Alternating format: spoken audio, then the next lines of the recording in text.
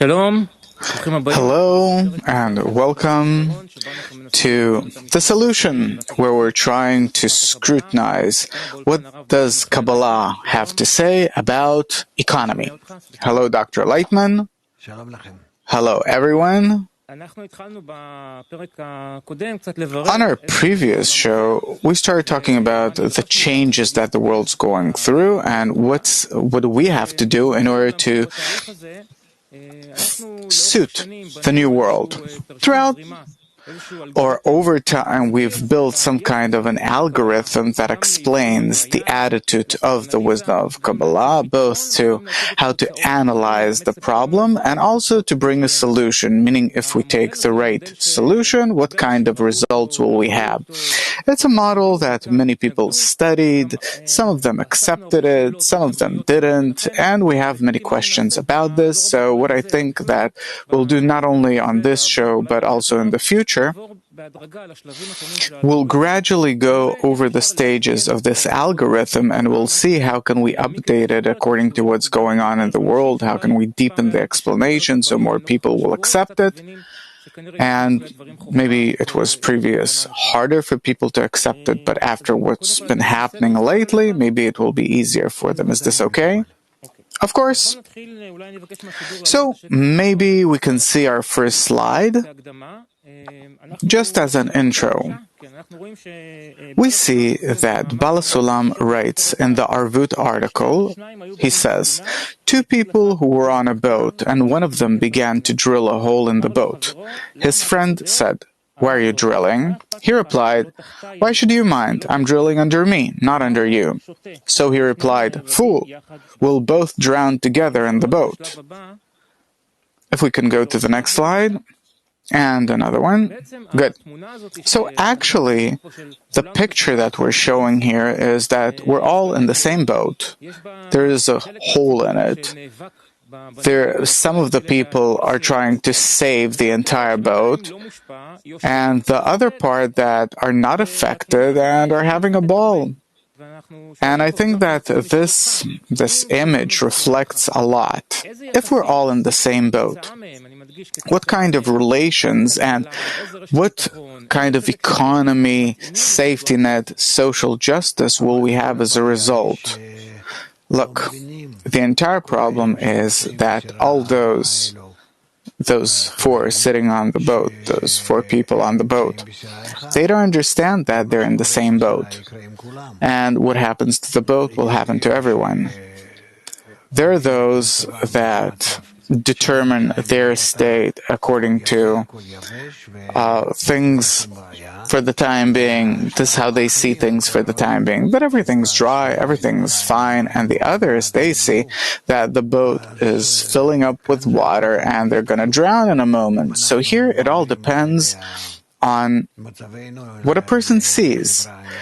Now, if we make an analogy to our situation, the problem is that we all have to understand that, first of all, we're all interconnected and interdependent on the same boat, and that really everything depends on our mutual work. And for this, you need education. For this, you need the acquisition of knowledge and proof, and to work on the entire population of the world for them to understand how are we all interconnected in an integral society, and what do we have to do in order not to let humanity, this small boat, to drown in the sea. You know, these expressions like we're all in the same boat, global world, this is something pretty common. It's not that it's something that we've invented. On the other hand, we see that really understanding this and what do we have to do is something that people aren't really doing. Don't they understand the interdependence, or they choose not to pay attention to it as long as they're on the right side of the boat? I talk to many people. They're saying, what can you do? I'm alive now. I'm getting along. Who knows what's going to happen tomorrow? I can't determine for myself more than how's the tomorrow going to be, and surely not for all of humanity, and so I live off what I have now. I understand man's weakness, saying what he says. But on the other hand, these are things that nowadays we can no longer exist according to, because our planet or the entire world is becoming a small place and we're on the verge of destroying it. You can see that no matter if you're middle class, lower class, everyone's suffering. And there is a small amount of people that are really enjoying the fruits of the system, and even that everything else is, collapsing. So I want to ask about the algorithm and go over it stage by stage.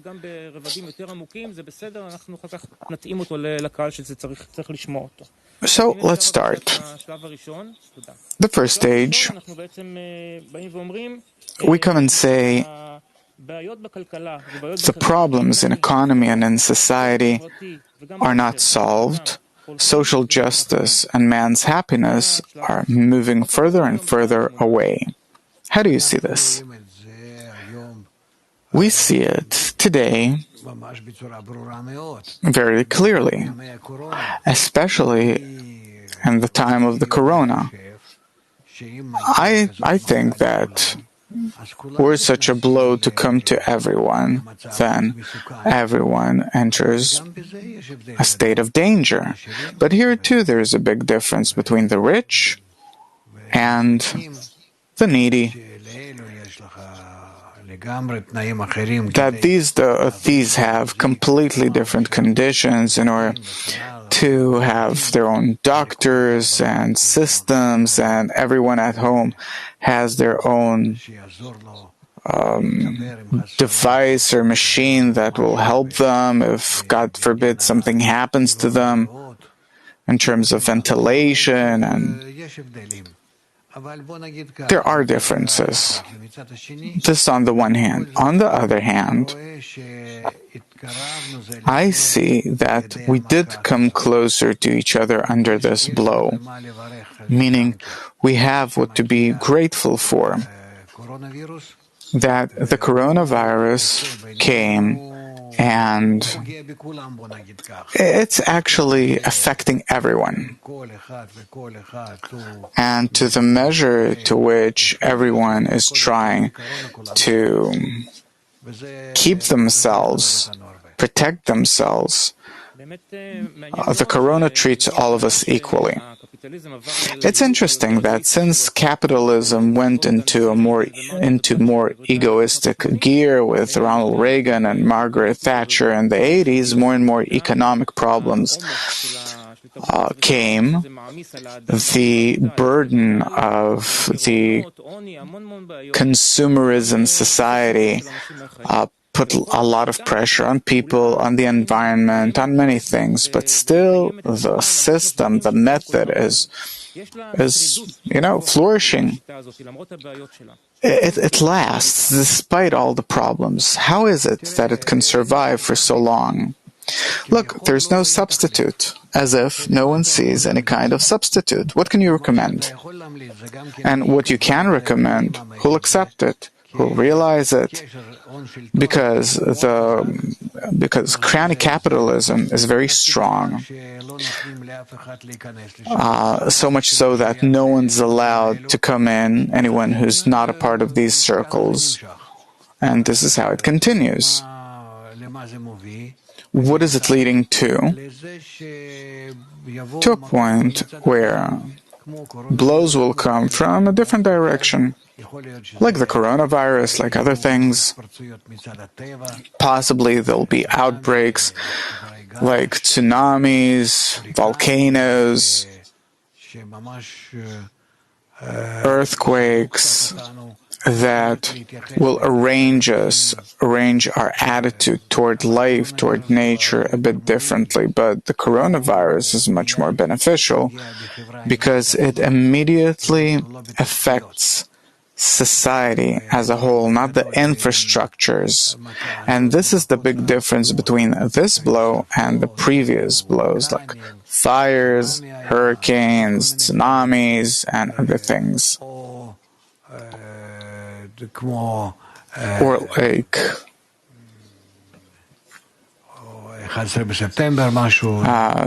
9/11.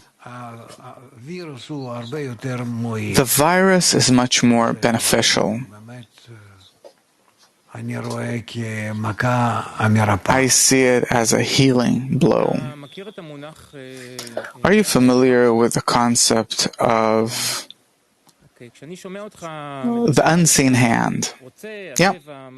When I hear you talking about nature, wanting nature, advancing nature, punishing, people have lots of questions. What is that nature? So I want to mention that also economy and the academy, and they also refer to some kind of force. They don't exactly know how to explain it rationally, but they call it the unseen hand.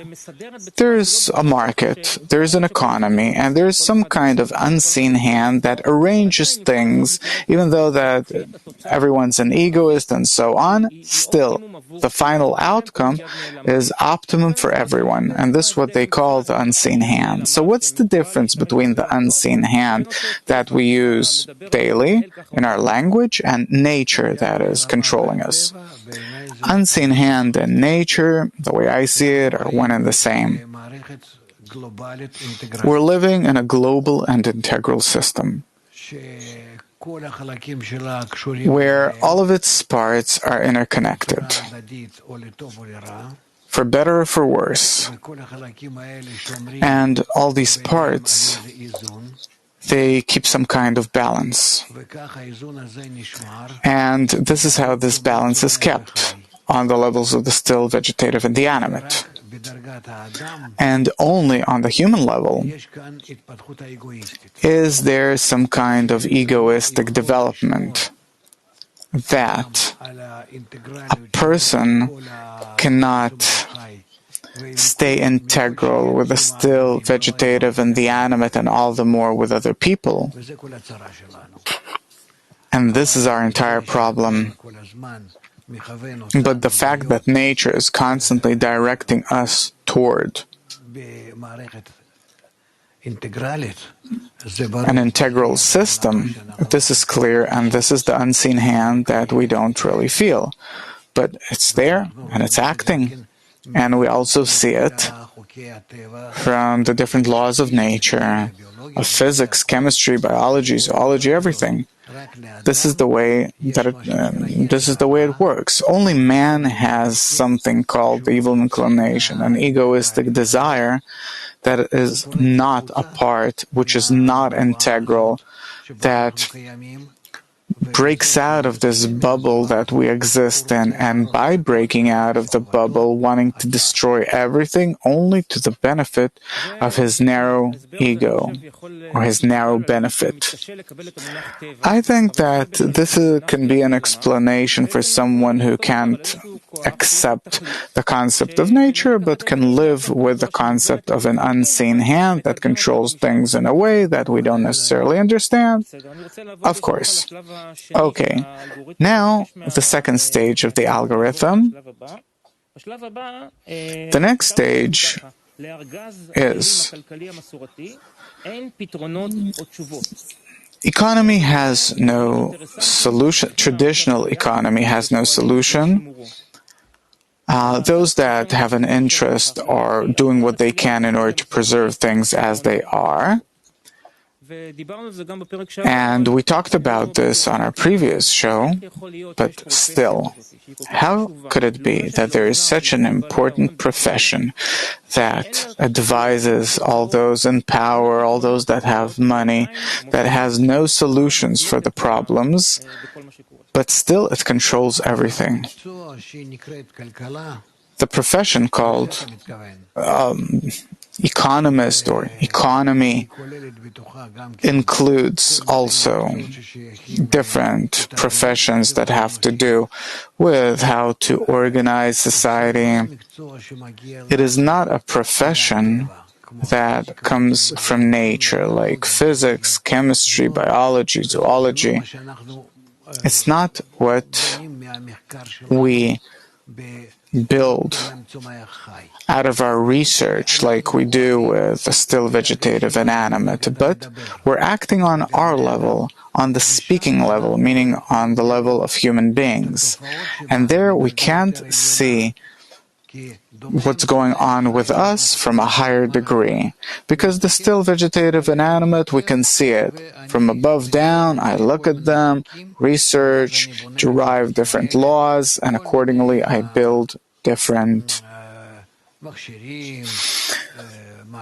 instruments, systems. But the degree of man, this I can't know. I don't understand man. I don't understand human nature. For this, we have to rise higher, to a higher level. It's like Einstein said. You want to understand what's going on the table, you have to jump above the table. This is our attitude toward nature, and therefore there's a problem here. That we do not know how to build society because we don't feel humanity. We don't feel man himself, his nature. We've built some kind of a model of who man is, what is man, and we act accordingly. And after we've built this, and a primitive society, feudal society, capitalistic society, doesn't matter which, we have acquired a certain tool case and how to use it in different countries and the world on the human level. And we keep on going. We have no choice. We can't do it any differently. But only our contradiction with the forces of nature, like the outbreaks of nature on the degrees of the still, vegetative, and the animate, this is something that can bring us to some kind of change, to change our behavior. We talked about interested parties that benefit off the current situation and are doing what they can to preserve it. We saw the people on the boat that are on the upper side of the boat. There are those that benefit, and can they stop and say, wait a second, we're in the same system, we have to stop a moment? No, man can't do that. Man's an egoist, and everything that he does comes only as a result of the ego forcing him to. And if we hear that suddenly Bill Gates or someone suddenly donates $10 billion and something else, it doesn't come out of a good heart, from a good heart, sorry for saying so about them, but from the same egoistic calculation that this is how it decides. We can't take these things into consideration. Sure, this will stay as it is, and humanity, if it won't do something by itself, it will advance toward a greater and greater use of the ego, and the successful egoists, they will control the world up to the point where tiny crumbs will remain for those that aren't a part of them. And only the blows that come from the integrality of nature, that by that we breach the entire comprehensive law of nature, only blows like the coronavirus and others will come and will force us, the poor and the rich, to see the system as a round and integral system. And then we will have to change it, either forcefully or through education. Suppose a cancerous cell. A cancerous cell can't restrain itself and eventually dooms itself and the entire system that it developed in. In order not to reach this scenario, what has to happen, or how is nature going to plan our future development in order for us not to reach this situation? Only through education. Only through the education, through building a system that can explain these things, and of course it will be opposed to all of the, let's call them tycoons,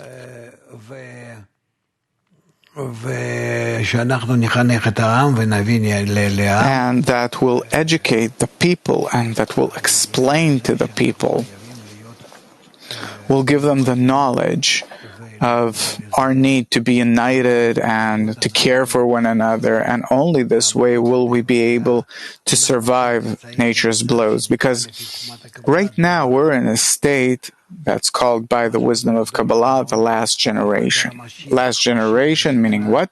It's also called the generation of the Messiah, meaning what? Messiah, Mashiach in Hebrew, also means to pull, limshoch, to pull us out of this egoistic human level.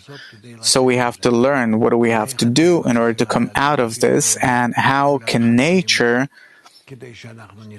put the different kinds of pressure on us in order for us to come out of this. And the coronavirus is actually the first stage of these stages in which nature is working on us in order for us to feel and understand that we have to act differently toward each other and toward nature. In relation to the interested parties that benefit off the current situation and are working in order to preserve it, it's pretty easy to understand from this that you're against the rich, the tycoons, no. I'm sorry to say that I'm not against, because this is the force of nature. Were I a part of them without the education that I got from the wisdom of Kabbalah, I wouldn't resist the way things are. I'd behave the very same way they do, because our ego is what controls us, and therefore against them, or I have nothing against anyone personally, of course, but they act according to nature that has arranged society that way, where all of us are, that each of us exists in his small ego. If so, in our explanation, should we emphasize this point? From time to time when I talk about this, I say that we do not blame anyone. Were I in their shoes, I would act the very same way. Some people accept it, some people it makes them really angry. Why? Because it says that it's just a matter of luck. It doesn't matter luck or not luck or who's on what side. We're studying nature. We have to be objective researchers, scientists about what's going on. I look at a tycoon. I understand what kind of person that is and how he behaves. I look at a simple worker. I understand what kind of person that is and how he acts. And everyone acts according to how nature arranged each of us in their own place. Okay, next stage of the algorithm. We're talking about a state where we're actually asking a question. All of these models, these theories, all the tools that the decision makers have, are they taking into consideration the basic fact that economy is a projection, a result, an expression of the relations between us, of our relationships? Probably so, because economy as a whole is based on man's ego and how to make money, how to gain benefit, just like the general egoistic law is minimum investment, maximum profit or income. And this is also how we act according to our own nature, where I'm about to do something, wherever it is, at home, at work, anywhere, to invest as little as possible and to gain as much as possible. This is how our nature acts. And on the levels of the still, the vegetative, and the animate, this is how it has to be. On the levels, on the speaking level, which is something that does not exist in nature, because because on the speaking level we're above the nature of the still, vegetative, and the animate. We're animals, but we have a certain addition, that's the human level. There we will have to determine, after we develop into the human level, and this actually is happening nowadays in our generation, as opposed to all previous generations, so we have to determine new relations. New relations.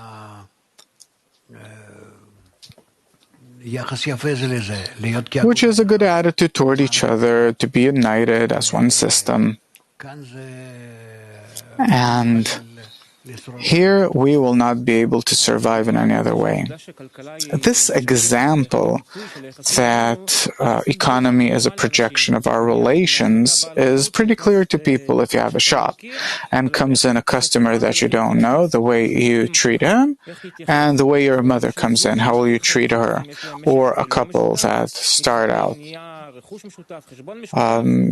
they have nothing in common. Gradually they have an apartment and so on and so on, and if they get divorced, everything changes. And the same way, the different models in economy.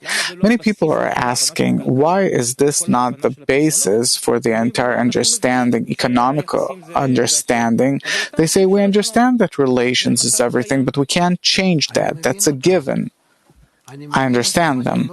I'm not against the entire egoistic attitude, but here there is a need for a very special action and relatively long term for us to start changing ourselves with the help of new education by learning what an integral system is, that nature is demanding of us to accept the form of the system, for us to accept this entire concept, to see from research itself, for us to see that the still, vegetative, the animate, each and every one and all of us together were a part of one system. And the universe as a whole is also one system. It is all one system, besides man. In this entire great, big, infinite form, man is the only exception because he has an ego, this foolish kind of desire to think only about himself, not to think about others or even to his own benefit and to the detriment of others. And really here, we're destroying everything by this behavior. Why? Because nature created us this way on purpose, so that from here on we will develop ourselves to a higher level, for us to acknowledge and understand and include the entire integrality of nature in us, and to really reach the understanding of the universe, to really reach understanding the universe and its entire role. What is the difference between an analysis of the eco-social state, economic social state, understanding that this is the key to everything, and an analysis that disregards the fact of these relations, social economic relations? What can I tell you? We are in a developing world, and so the developing of the world that is lately bringing upon us more and more blows, this behavior will teach us.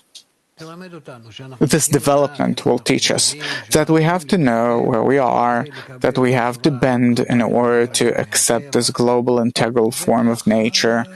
And I really hope that we're living in a very special generation, and also what we're talking about now, that all of this is acting to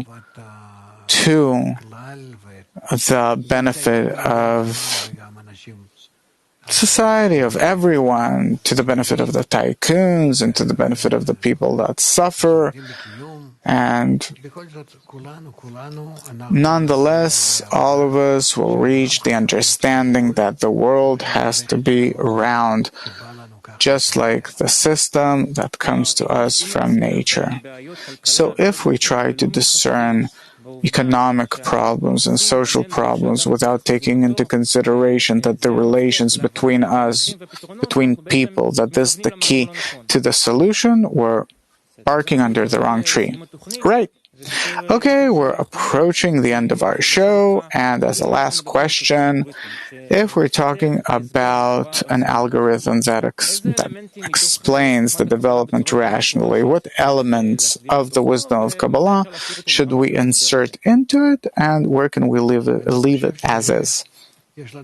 I think that we have a problem, those that are engaged in the wisdom of Kabbalah, that we have to make an effort in order to arrange this entire method that explains about the globality and integrality of reality for it to be good and nice and clear to any person, and that we will be able to explain to everyone that the integral in society has to be formed, and we have to build it and shape it by growing wiser, by becoming more interconnected, so much so that really we will meet the law of helping each other, love another as yourself, that it's not just so that